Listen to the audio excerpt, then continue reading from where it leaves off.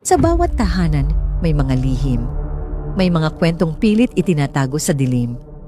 Hanggang sa isang araw, ang katotohanan mismo ang kumatok at ang buhay ng isang tao ay tuluyang mabasag.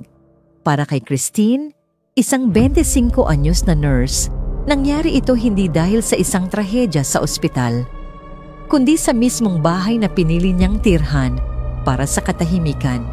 Taong 2015, abala si Christine sa pang-umagang paghahanda bago pumasok sa trabaho. Ang kanyang asawa, si Jason, ay ilang buwang walang trabaho. Hindi masamang tao si Jason, pero pagod na siyang matanggihan at lalo siyang nadudurog sa tuwing naaalala ang mga pagkukulang niya. Kaya si Christine ang nagtataguyod sa kanila, kahit pa kapalit nito ang halos walang oras na pahinga. Dahil sa kakapusan sa pera, napilitan silang makitira sa bahay ng ina ni Christine. Si Rowena, 41 taong gulang. Hindi sila malapit. Lumaki si Christine sa pangangalaga ng kanyang lola at si Rowena ay tila kailanman ay hindi sanay maging ina. Pero wala nang ibang pupuntahan ang mag-asawa. Sa bahay habang wala si Christine, si Jason at si Rowena ang madalas na naiiwan ng magkasama. Noong una, halos walang imikan. Ngunit unti-unti, may nabubuong koneksyon na hindi nila inaasahan. Isang pakikinig, isang pagtawa, isang sandaling hindi dapat magtagpo. At kung minsan, ang mga sandaling ganon ay simula ng isang pagkakamaling hindi na mababawi. Habang lumalala ang pagod ni Christine sa ospital, napapansin niyang parang may mga bagay na hindi tugma sa loob ng bahay. Si Rowena, masaya nang walang dahilan.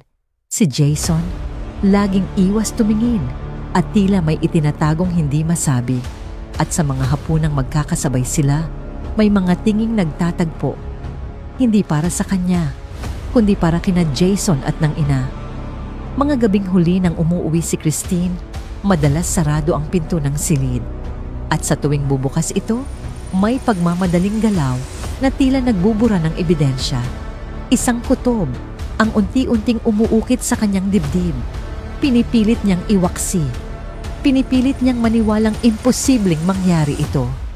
Pero ang mga lihim, hindi nagtatagal sa dilim.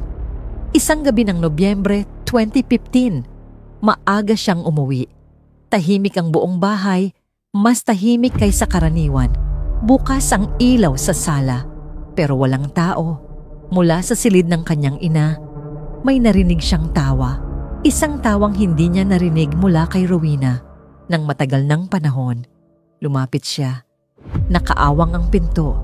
Marahan niyang itinulak at doon, huminto ang kanyang mundo. Sa ilalim ng iisang kumot, ang kanyang ina at ang kanyang asawa. Walang paliwanag na sapat, walang salitang makapapawi sa sakit. Lumabas siya ng bahay, dala ang bigat ng kataksilan.